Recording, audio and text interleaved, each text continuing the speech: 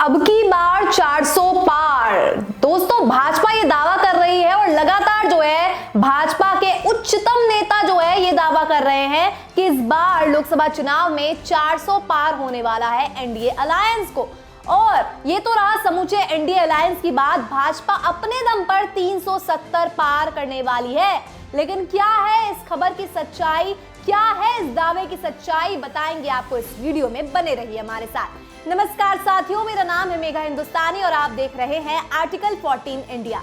इस वीडियो में मैं आपको बताऊंगी कि जो मोदी जी और तमाम भाजपा के नेता ये दावा कर रहे हैं कि इस बार 370 पार सीटें दर्ज करने वाली है भाजपा, इसकी वास्तविक सच्चाई क्या है और क्या ये मुमकिन है कि इस बार बहुत ज्यादा एक मार्जिन से जो है भाजपा इंडिया अलायंस को हराकर लोकसभा चुनाव में ऐतिहासिक जीत दर्ज करने वाली है। सबसे पहले तो आपको बता दूं कि सौरभ भारद्वाज जो है उन्होंने एक बहुत बड़ी बात कही है। उन्होंने कहा है, क्योंकि अभी आपको भी मालूम है कि किस प्रकार से जो है आम आदमी पार्टी और कांग्रेस के बीच सीट शेयरिंग को लेकर सभी मसले सुलझ चुके हैं, सभी प्रॉब्लम सॉल्व हो चुके हैं सीट शेयरिंग को लेकर। यानी आम आदमी पार्टी गठबंधन में है कांग्रेस के साथ और इंडिया अलायंस का पार्ट है। सौरभ भारद्वाज ने ये बड़ी बात कही है कि 2 दिन के अंदर गिरफ्तारी हो सकती है अरविंद केजरीवाल की, और कारण उन्होंने ये बताया है कि अरविंद केजरीवाल को ये बात कही गई थी कि अगर आप इंडिया गठबंधन के साथ नहीं रहेंगे तो आपकी गिरफ्तारी नहीं होगी,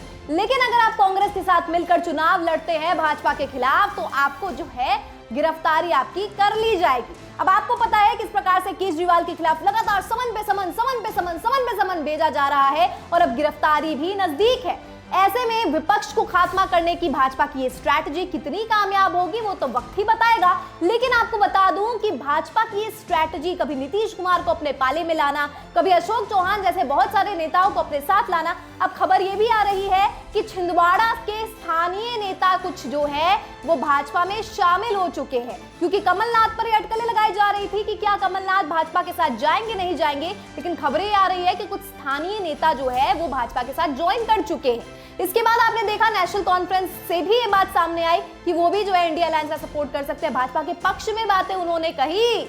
यानी कि तमाम लोग जो इंडिया अलायंस का पार्ट नहीं है या वो लोग जो कांग्रेस या अन्य विपक्षी दलों का पार्ट रह चुके हैं वो भाजपा में शामिल तो हो चुके हैं।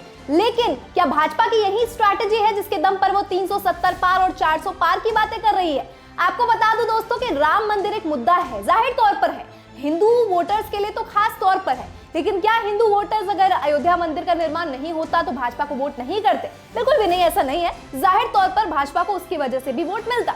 लेकिन अब हम देख सकते हैं कि हिंदू वोटर्स अब जो है राम मंदिर बनने के बाद जो है ज्यादातर वोट्स उनको ऐसे भी जाएगा।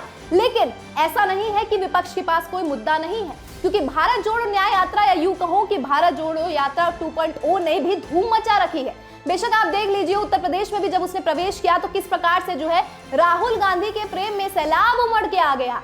ना केवल उत्तर प्रदेश में बल्कि जहां पूर्वोत्तर में जहां पर माना जाता था कि कांग्रेस का खाता तक नहीं खुलता, मिजोरम के विधानसभा इलेक्शन में देखा आपने कि किस प्रकार से कांग्रेस को जो है वोट मिले हैं। यानी कि पूर्वोत्तर में भी अब खाता खुलने वाला है कांग्रेस का, दक्षिण तो गढ़ माना ही जाता है कांग्रेस का। तो ऐसे में जो भाजपा 400 पार और 370 पार की बातें कर रही है, दक्षिण में और पूर्वोत्तर में क्या करेंगे आप? पूर्वोत्तर के वोटर्स को और दक्षिण के वोटर्स को अपने खेमे में लाने का काम भाजपा कैसे करने वाली है? 370 तो तभी आएंगे ना जनाब जब आप अपनी जो एग्जिस्टिंग सीट्स है उसको आप सस्टेन करेंगे, यानी जिन पर आप चुनाव ऑलरेडी जीत चुके हैं, इस बार भी आपको वो सीट अपने खेमे में करनी पड़ेगी। लेकिन दक्षिण आपसे जो है नहीं आपके खेमे में आएगा, पूर्वोत्तर में आपका खाता नहीं खुलेगा।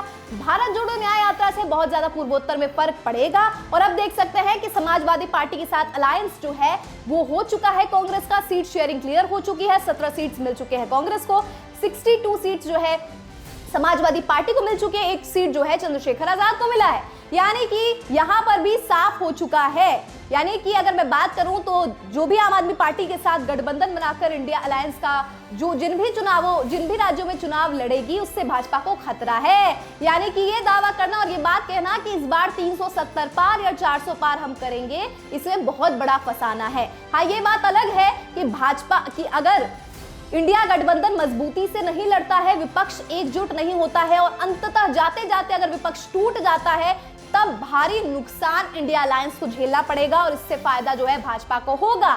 अब किसान आंदोलन एक बड़ा मुद्दा है बैठे बिठाए जो कांग्रेस को मिल चुका है, यानी कि अगर मैं चुनाव के मुद्दे की बात करूं तो शरेआम ये चीज देखने को मिल रही है कि भाजपा केवल राम मंदिर के मुद्दे पे लड़ रही है, तो वही विपक्ष के पास महंगाई, बेरोजगारी और तमाम ऐसे मुद्दे हैं, किसान हो गया, ये तमाम ऐसे मुद्दे हैं जिसको लेकर वो न्याय यात्रा कर रही है और वोटर्स को अपने खेमे में लेने का काम कर रही है।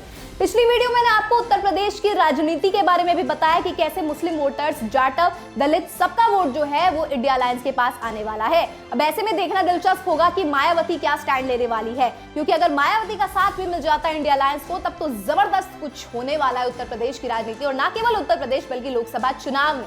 आपको क्या लगता है, मोदी जी के इस दावे में कितनी सच्चाई है? हमें तो ये फसाना लग रहा है। कमेंट सेक्शन के जरिए हम तक पहुंचाइए। फिलहाल मुझे दीजिए इजाजत, मैं मिलती हूं आपसे अगली वीडियो में। धन्यवाद।